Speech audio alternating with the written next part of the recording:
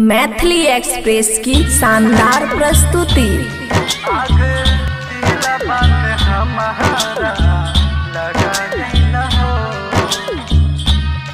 खुशी recording studio बलुआहा।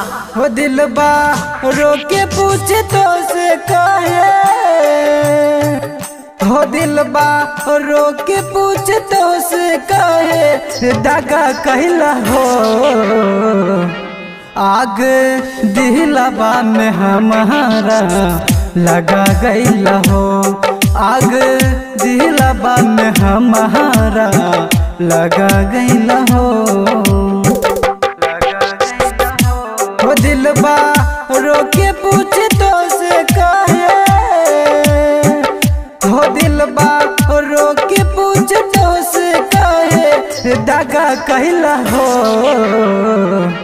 आग दिलबा में हमारा लगा गईला हो, आग दिलबा में हमारा लगा गईला हो।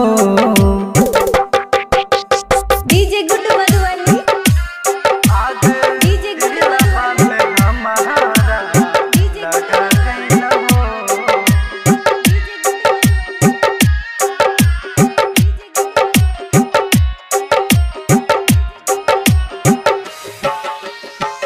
पहले तू कहत रहलू छुट्टी नहीं साथ हो, फिर कहे कैलू तू विश्वास घात हो।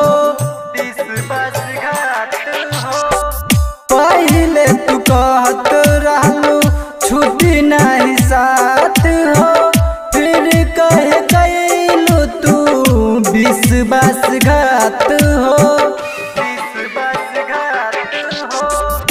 हो हमर हंसत जिंदगिया के, ओ हमर हंसत जिंदगिया के वीरान कैला हो, आग दिलबा में हमारा लगा गईला हो, आग दिलबा में हमारा लगा गईला हो।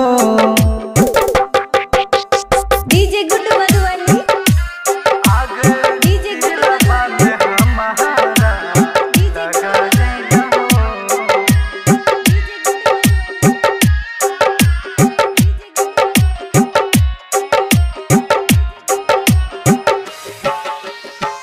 जिंदगी रही तहरानी करब एहसास हो, मर जाई जानता होई पछतात हो, होई पछतात हो।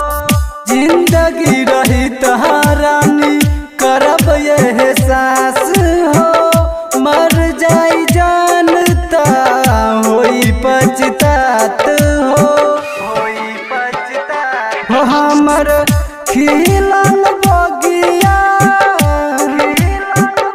हो हमर खिलल बगिया मोर झाके गईला हो, आग दिलबा में हमारा लगा गईला हो, आग दिलबा में हमारा लगा गईला हो। खुशी रिकॉर्डिंग स्टूडियो बलुआहा।